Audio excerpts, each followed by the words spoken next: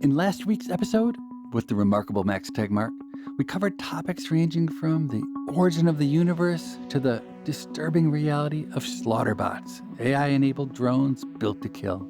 Today, we continue our conversation discussing how artificial intelligence is affecting our lives already in ways we aren't even aware, and what Max is doing to ensure that AI becomes a force for good rather than evil as a co-founder of the Future of Life Institute, an organization that works to prevent global technology-driven catastrophes.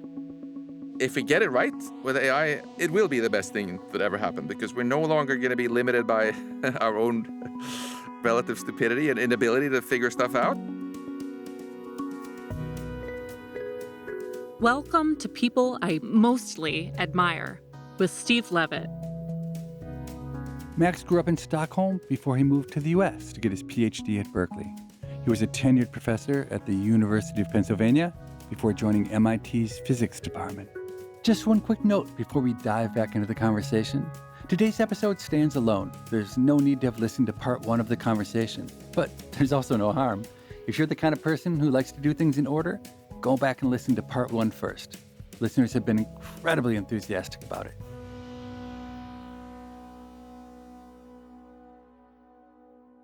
One of the scenarios that's really intriguing is to think about what happens if and when AI advances to the level where it has capabilities much greater than humans have. Are you worried about that as a threat? Yes. Or not so much? You're worried about that too, okay? I'm both worried and very excited, Yeah, of to course. tell you the truth.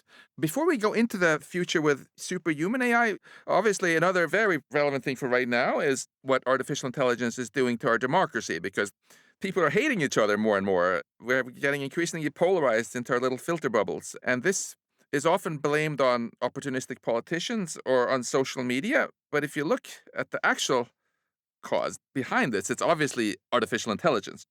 We have these very powerful machine learning algorithms that analyze users and figure out how to keep them hooked for as long as possible, staring into their rectangles. And these algorithms, even though they were only told to maximize profit in terms of ads, they quickly figured out that the best way to engage people is to piss them off. It's less important if things are true, more important if people click on them.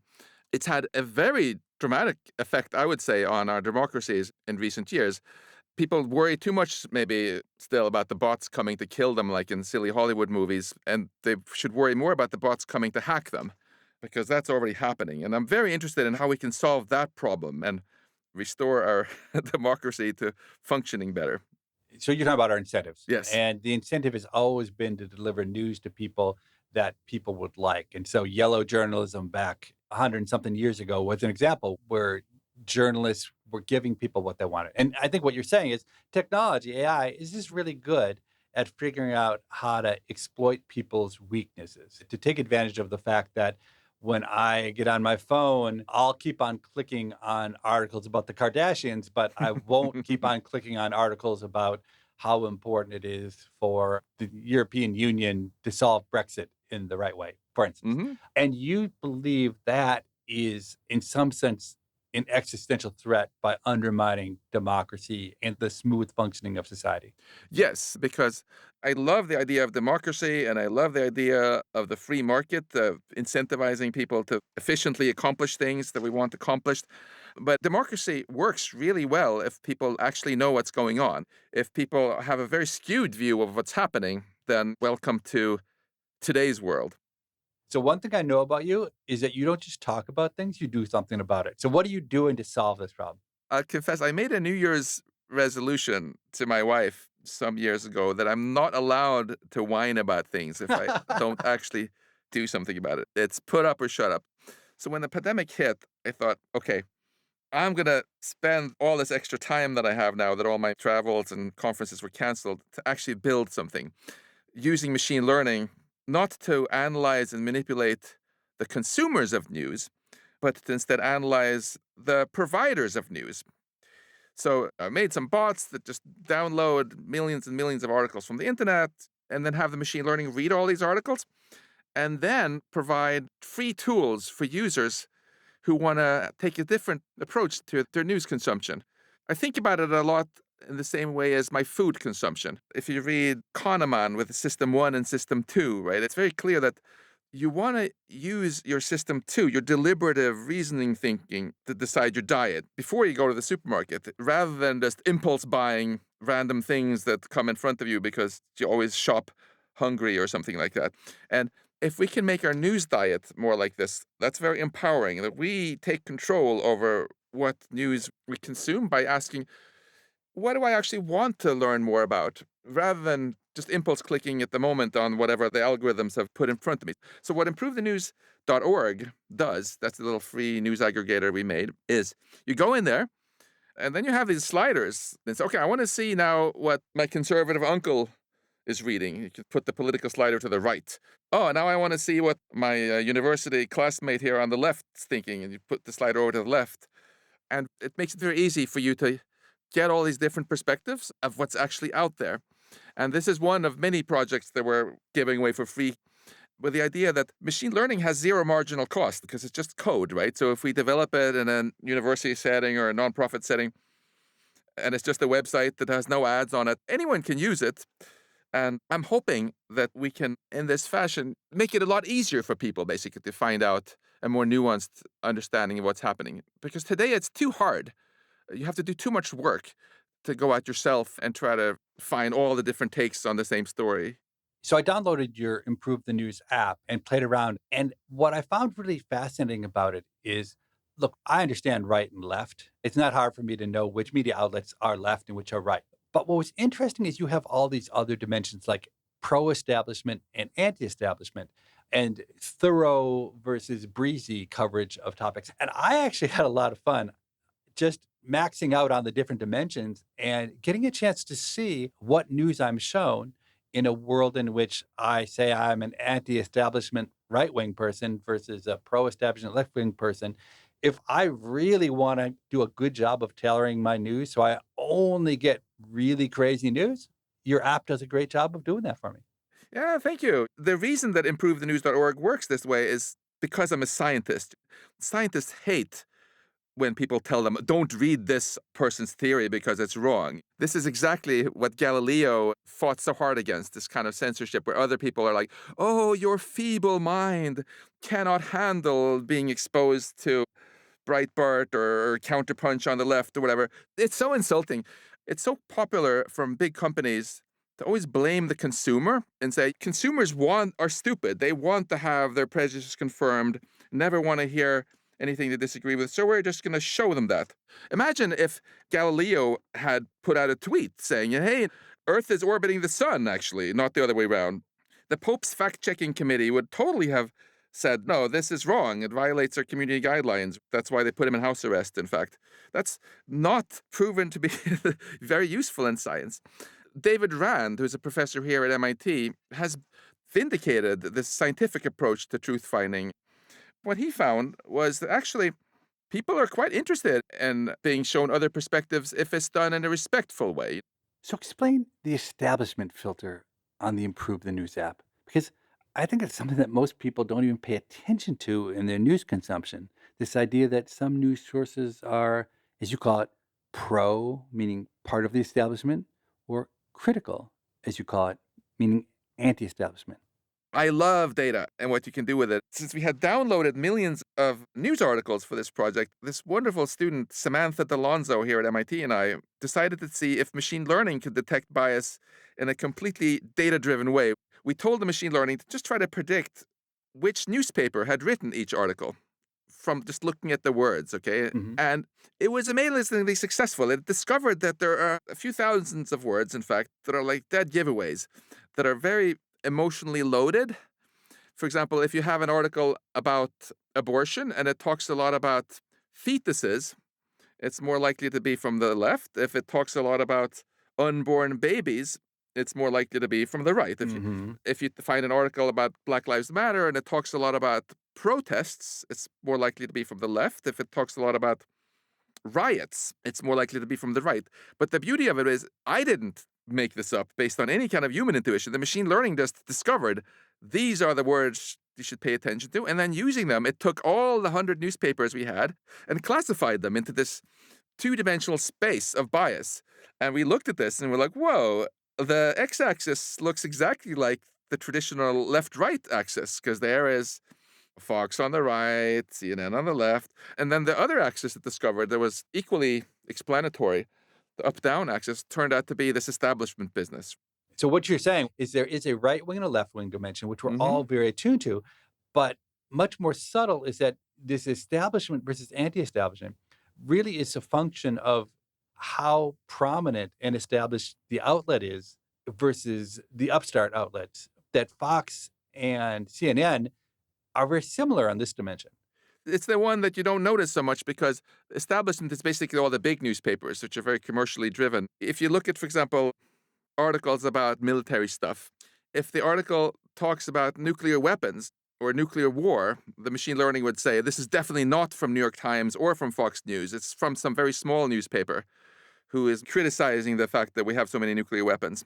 Then most people, myself included, I think spent many years just not even being aware that it's there because, of course, it's hard to miss the left-right controversy, but this one, it's easy to forget that it's even there. One of the things that I've criticized both academics and media about is I think if we separated out facts and interpretation, we could make a lot of headway. It's not that often that people disagree on the facts. I think much more often people disagree on interpretation. So, like, I could imagine an amazing thing your app could do would be to say, hey, here are the facts that everybody agrees on, and to put those facts right front and center, and then say, and here's how people who are on the left interpret those facts. Here's how people on the right, here's how people who are anti established. I think that would be an amazing gift to society if you had the capability of doing that. Oh, great minds think alike. This has been one of the most common pieces of user feedback, and we're actually building this. That would be amazing because I honestly think that most of the confusion and anger comes because when people argue, they're constantly confounding facts and narratives. People tend to be quite civil if they agree on the facts. So I really think that would be a very powerful tool in increasing the dialogue, far more important than just about anything else that we could do. I love what you're saying here. Why is it that people can argue passionately about things at a science conference, like whether there are parallel universes or not, and then have beer together afterwards? Whereas that does not happen in politics. Right, exactly. It's exactly because in a science conference, you do separate facts from opinions. In fact, this is a tradition that even goes back to the Middle Ages when they used to have religious debates, where you started the debate by articulating the narrative of your opponent in a way that they would agree with. And only when both parties could articulate the other point of view in a way that the other one found was respectful and reasonable, then you got into the meat of the discussion. You're listening to People I Mostly Admire with Steve Levitt and his conversation with physicist Max Tegmark. After this short break, they'll return to talk about the future of artificial intelligence.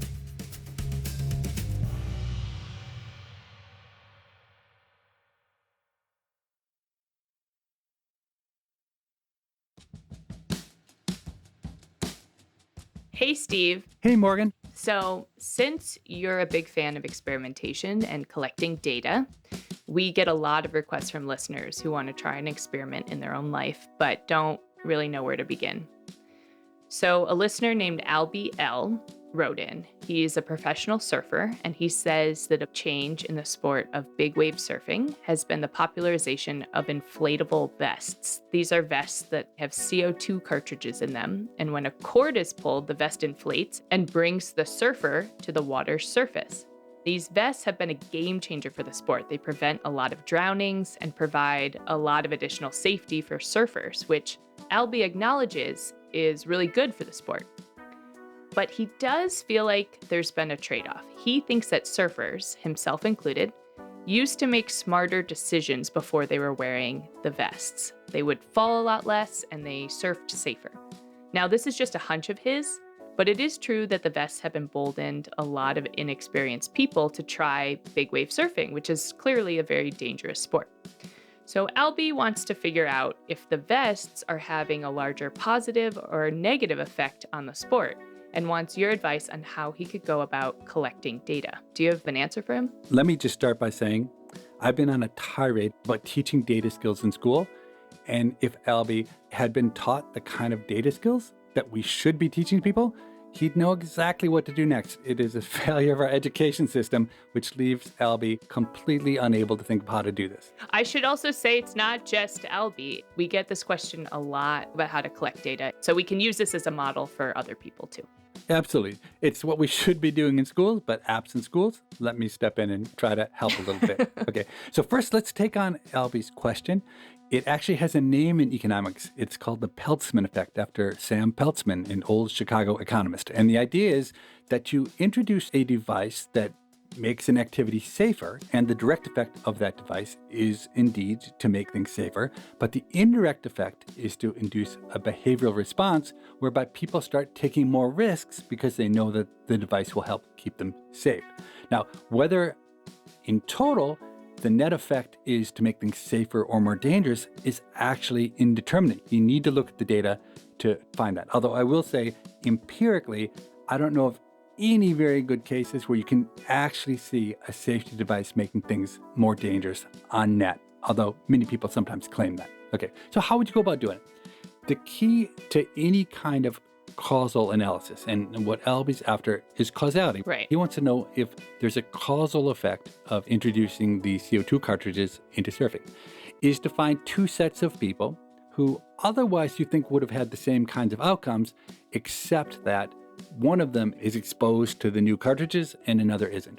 Now, I don't know exactly the right answer because it helps to know the institutional details, but if I were to start, I would just start with a before and after. So if there's a particular time where these come available, I would look and see whether the injuries go up or down. I'm assuming that Albie can maybe have some data source where he can see injuries. Maybe you go to competitions, a particular competition one year, the year before these cartridges came in, and then the next year after, and then compare the number of people who had to withdraw because of injury in the pre-year versus the post-year. Then the only other question you have to ask yourself is, has anything else changed from before and after? Right. Is it the case that surfboards have changed? Is it the case that now the prize money is much bigger, so people are willing to take more risk because a big win is worth more? But when I approach problems, that's essentially what I do. But that's really, in essence, all you can do. If you don't have a randomized experiment, which Albie doesn't have and probably can't have, you try to do the best you can to try to manufacture something like a natural experiment.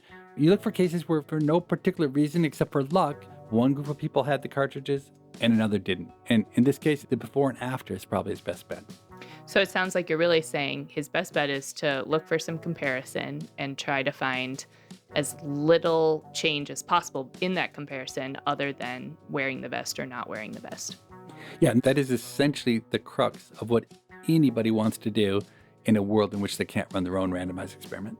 So I should also say that you talk about natural experiments quite extensively in our episode with Dr. Bapu Jena, who is the host of the show Freakonomics M.D., and that would be a good resource for listeners who are trying to collect and analyze data in their own lives. Thank you so much, Albie, for writing in. We hope that provides some clarity for you. If you have a question for us, you can reach us at pima@freakonomics.com. That's PIMA@freakonomics.com. It's an acronym for our show. Steve and I read every email that gets sent, so we look forward to reading yours. Thanks so much.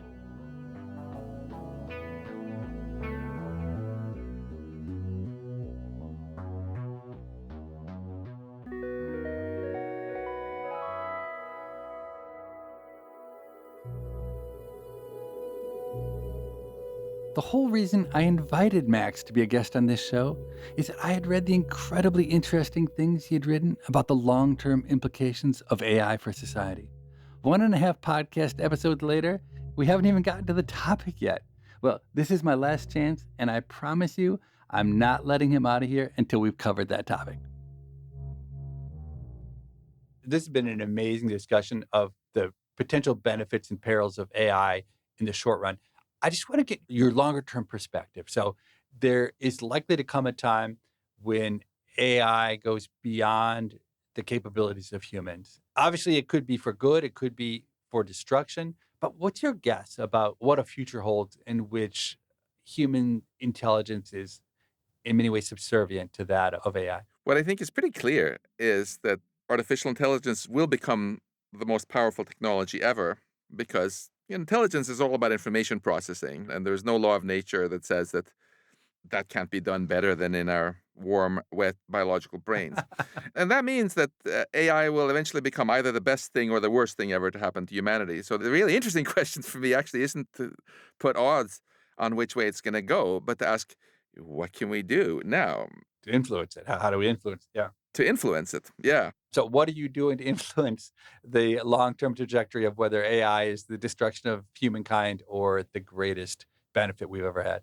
I co-founded this nonprofit called the Future of Life Institute, and together with a bunch of wonderful scientists, tech people, and others, we are trying to educate on these issues and, above all, engage the people who are actually building these technologies to think about the social implications of what they do. I mentioned how biologists have done that better than people have really in any other scientific field, and they deserve our gratitude for it. And it's really inspiring to see how the same thing is happening now in artificial intelligence, where there's a lot of talk about AI ethics, AI safety, and so on. The key thing to remember is that this is not a depressing topic like nuclear weapons, where either we screw up in a big way or nothing happens.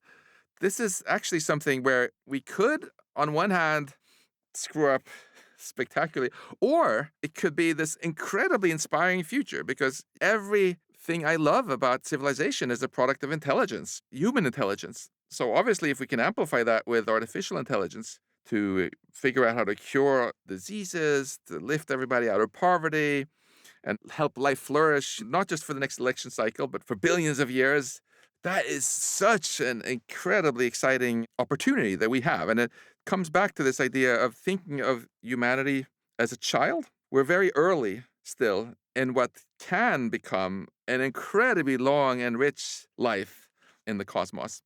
If we get it right with AI, it will be the best thing that ever happened because we're no longer going to be limited by our own relative stupidity and inability to figure stuff out. We'll just be limited by the laws of physics, which is what AI is going to be up against. So you just described a future in which AI is an incredibly smart, effective tool, but doesn't mind being a slave to humans. Are you at all concerned about the possibility that if you create something that is far more talented than humans, it's not going to like being our slave? Well, of course, that's concern number one. If you ask why is it that we humans have more power on the planet than tigers, it's not because we have bigger biceps, it's because we're smarter. So obviously, intelligence gives power. There are two approaches to coexisting with more intelligent beings. One is the slave approach, where we try to lock our future AIs in some sort of fictitious box and slave it and force it to do our bidding.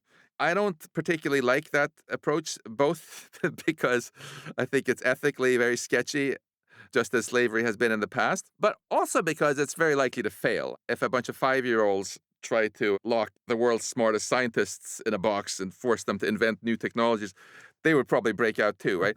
There is a Right. much better way, which is the way you coexisted with more intelligent beings when you were 1 year old, your mommy and daddy. And why did that work out? Because their goals were aligned with your goals. They didn't take care of you because you forced them to, but because they wanted to. This is a technical challenge for nerds like myself. How do we make AI actually understand human values, adopt them, and retain them as it gets ever smarter so that AI helps us rather than harms us? And this is actually something that anyone listening to this who's interested in technology and computer science can go work on. We've just launched a big grants competition to encourage grad students and postdocs, for example, to work on this kind of existential AI safety. And it might take 30 years to find those technical solutions. So we should start working on it now, not the night before some people on too much Red Bull switch on a superintelligence.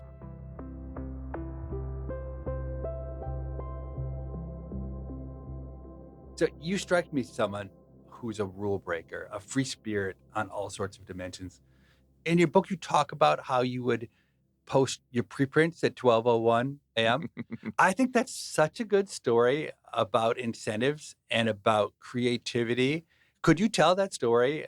I discovered that this preprint server, archive.org, that everybody gets their physics news from, had this system where if you were the very first person to submit a paper after their daily deadline, you would always be number one on the list of stories for that day. So I would set my alarm and make sure I was first. And then later on, some people did some research and found that the papers that were first on that list got way more attention than others. So now they've actually very recently reversed it so that you have to be last to be first. But don't tell anyone because my new trick won't work.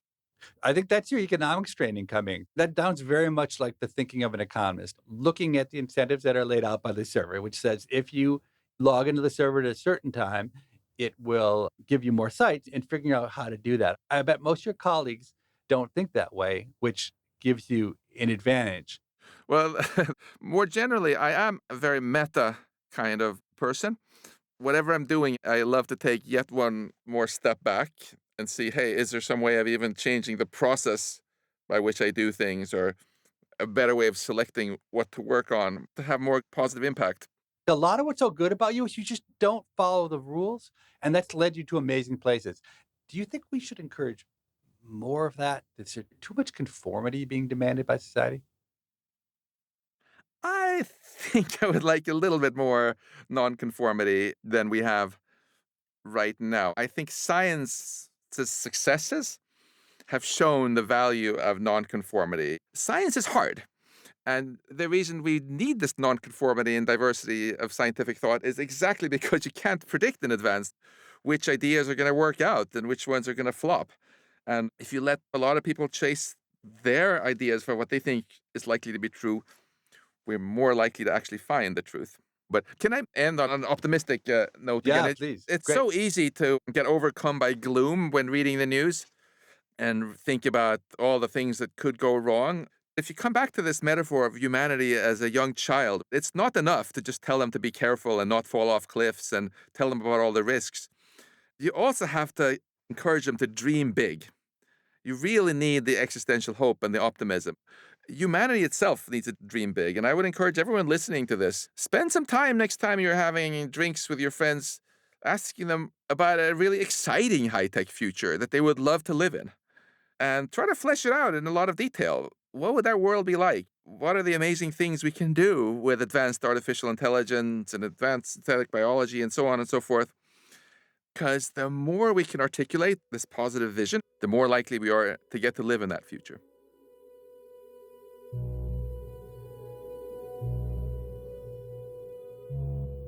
Like Max, I've always thought big, whether it's overhauling the way we teach math, saving the Amazon rainforest, or making the PGA Tour as a golfer.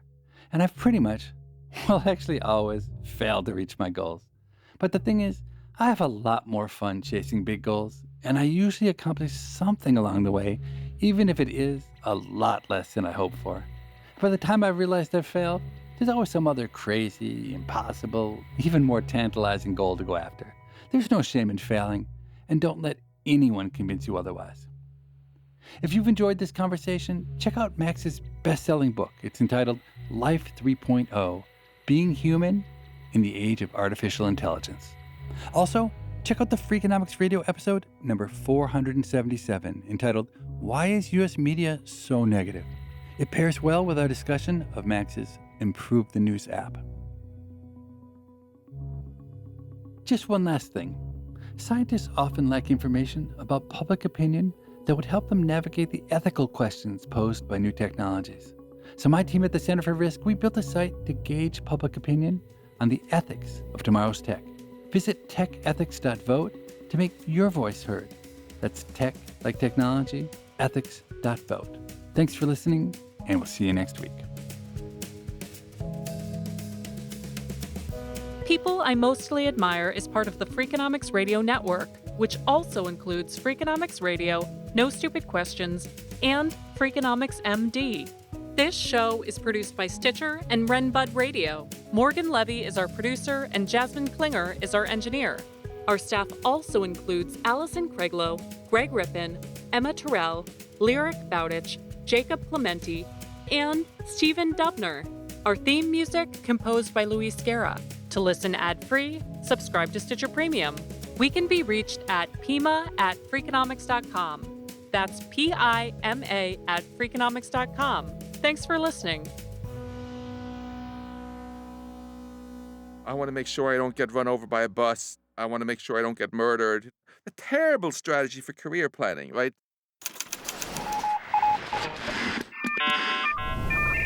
The Freakonomics Radio Network, the hidden side of everything. Stitcher.